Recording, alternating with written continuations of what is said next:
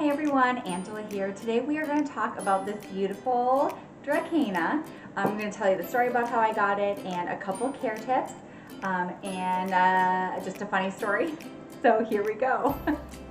Okay, so I have to laugh every time I think of this story. So we were at Lowe's and we had all the kids and we were doing this house remodel, so we had a bunch of stuff and we were standing at the checkout and I saw this and I was like, oh my gosh, Dan, that is a variegated bamboo. It's the most beautiful thing I've ever seen. I have to have it. So I grabbed it off the shelf, put it in the cart, we bought it, got home, and I finally looked at it. I was thinking that like the whole hour home, how gorgeous this thing was. And I was like, oh, it's just so stunning, right? Variegated bamboo. I didn't even know it existed.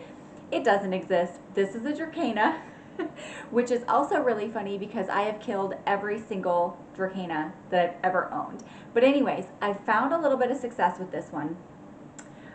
But only because I finally, after like a whole year, had this realization that the leaves are supposed to die. Okay, so if you have a braided Dracaena like this and you're wondering, why are all the bottom leaves dying? What is happening to this poor plant? It's natural. That's what's supposed to happen. So the leaves are going to die off, and then let's see, like you can see here, I already picked them all off last night, and then I thought, oh, I should make a video for you guys. Anyways, I just pull off the leaves, and then when there's a little extra, like you clean it off. But anyways, that's how the plant stems are available for you to braid. If it had leaves all up and down the whole thing, you wouldn't be able to braid it.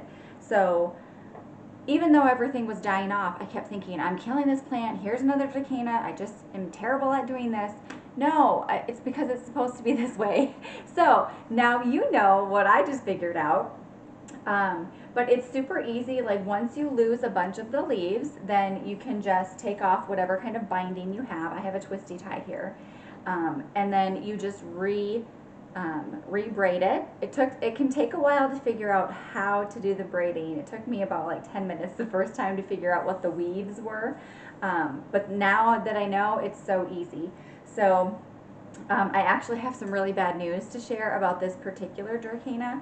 So as you can see, I have a dying leaf. So I'm not sure what happened. I know that I do not water this one very well. I should say consistently. And so I'm thinking that's probably what ended up happening, is that it went too long and then I watered it too heavily. It's in a vanity pot, so this is, it's not quite root bound. I mean, there's a lot of roots in there, but there's still a lot of soil. So I killed it. Long story short, I killed one of the 6 that I have here. So I'll go in and I'll weed it out, but it's still growing new growth at the top. So we're not going to do that in this video. I'll show you next time how I cut it and rebraid it. But anyways, those are just a few of the things that I wanted to share with you about this beautiful experience. And if you have Dracaena that keeps losing leaves, this is probably why. Funny, but things we just don't think about. At least I don't. So anyways, that's all I wanted to share with you guys today. I hope you have a great rest of the day, and as always, we'll see you in the next video. Bye.